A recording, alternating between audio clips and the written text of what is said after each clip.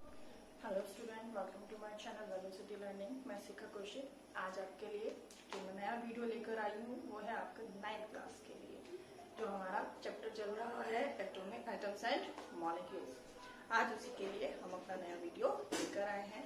अब जैसे कोई भी चीज, कोई भी इन्वेंशंस होते हैं बच्चों, तो उसमें इन्वेंशन में कुछ ना कुछ बहुत बार परफेक्ट होता है, बहुत बार क्या होती है, कुछ कमियां रह जाती है और उन्हीं कमियों को हम ढूंढते हैं और उन्हीं से हम फर्दर न्यू इन्वेंशंस करते हैं। अगर कमियां नहीं हो या एग्जैक्ट हो तो हमारे न्यू इन्वेंशंस स्टॉप हो जाएंगे। तो उस वक्त के अकॉर्डिंग जिस भी टाइम पर वो इन्वेंशंस हुए थे, अगर हम उनकी बात करते हैं तो डेफिनेटली वो 100% ओके होते हैं। लेकिन जैसे जैसे फ्यूचर्स में हम चलते चले जाते हैं तो उन इन्वेंशंस में हमें लगता है क्योंकि वो जो चेंजेस हो रहे होते हैं उसके अकॉर्डिंग वो सेट नहीं होते, तो वहां पर फिर उन इन्वेंशंस को जब देखा जाता है तो उसमें लगता है कि इन इन्वेंशन के अंदर कुछ न कुछ कमी है। हमारे साइंटिस्ट एवरी मोमेंट जो है रिसर्च में लगे रहते हैं, वो उन कमियों को फिर देखते हैं और उनके ऊपर फर्दर रिसर्च किया जाता है। तो हर एक जो साइंटिस्ट होता है, हम ये नहीं कह सकते कि वो अपने आप में 100% जो होता है वो बिल्कुल एक्यूरेट करता है। उसके जो भी एक्सपेरिमेंट्स होते हैं या जो भी इन्वेंशंस होते हैं उनमें किसी तरह की कोई भी फॉल्ट नहीं होती। आज यही एक फॉल्ट हम लेकर आए हैं हमारे डाल्टन सर के लिए। डाल्टन सर ने देखो एटॉमिक थ्योरी को क्या किया था, इन्वेंशन किया था, एटॉमिक थ्योरी को प्रपोज किया था। ठीक है, अब वो उस टाइम पर नहीं करते तो हमारी मॉडर्न जो केमिस्ट्री थी वो एक स्ट्रीम नहीं बनती। उस टाइम की उनकी जो ये एक्सपेरिमेंट है या जो ये इन्वेंशन है थ्योरी को लेके जो उन्होंने किया था वो उतना ज्यादा इम्पोर्टेंट था। लेकिन आप देखिए कि उसके अंदर भी क्या हुआ, कुछ ना कुछ प्रॉब्लम्स रह गई। वही आज हम आपको एक्सप्लेन करेंगे। क्या है आपका आज का topic, drawbacks of Dalton atomic theory. Right, drawbacks of Dalton atomic theory. देखो, जैसा कि मैंने अपने प्रीवियस वीडियो में आपको बताया था कि डाल्टन के अकॉर्डिंग डाल्टन ने कहा था कि जो एटम होता है वो इनडिविजिबल होता है, यानी हम मैटर को डिवाइड करते हैं और जो स्मॉलेस्ट पार्टिकल फॉर्म होता है दैट इज कॉल्ड एटम। यानी उनके अकॉर्डिंग हम एटम को फर्दर डिवाइड नहीं कर सकते थे। लेकिन यहाँ पर जो डाल्टन से वो रॉन्ग प्रूव हुए। हम कुछ स्पेशल सर्कमस्टांसेस होती हैं जिसमें हम क्या करते हैं बच्चों, एटम कैन बी डिवाइड।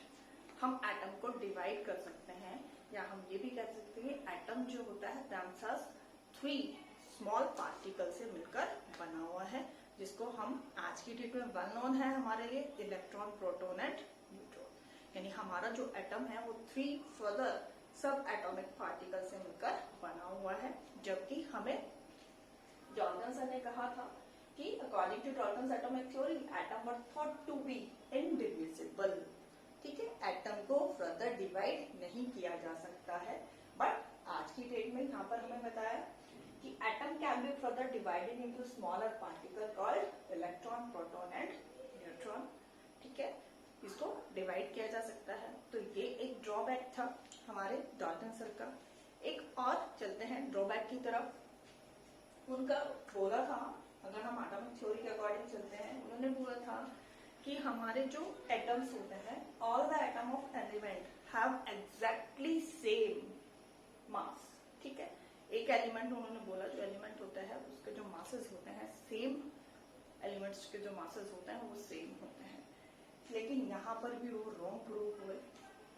यहाँ पर हमारे पास में बहुत सारे एग्जांपल्स ऐसे हैं जिनका क्या होता है कि ऐसे एलिमेंट सेम होते हैं, बट उनका जो एटॉमिक मास है वो डिफरेंट होता है।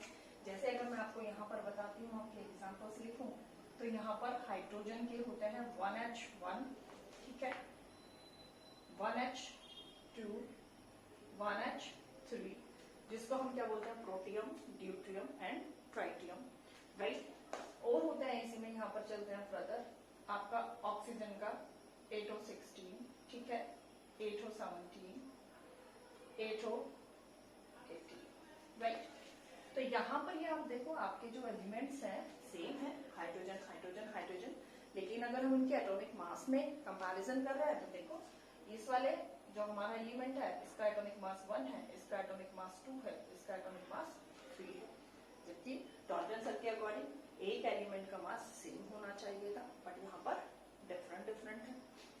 सेकेंड एग्जाम्पल में है यहाँ पर हमने ऑक्सीजन का एग्जांपल लिया है, जैसे H2O16, H2O17, H2O18, तीनों एलिमेंट्स आप देख रहे हो ऑक्सीजन है, बट यहाँ पर masses, here is the mass 16, here is the mass 17, here is the mass 18, different mass हो गए हैं, ठीक है। तो दैट टाइप जो हमारे जो एलिमेंट्स होते हैं हम लोग इनको क्या बोलते हैं, आइसोटॉप्स। ये जितने भी होते हैं हमारे आपके आइसोटॉप्स बोलते हैं, राइट।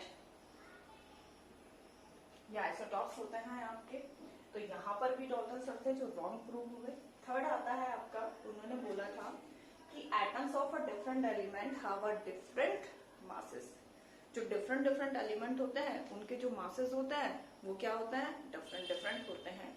यहाँ पर वंस अगेन डाल्टन सर क्या हुए, ये उनका ड्रॉबैक हुआ, यहाँ पर रॉन्ग प्रूव हुए।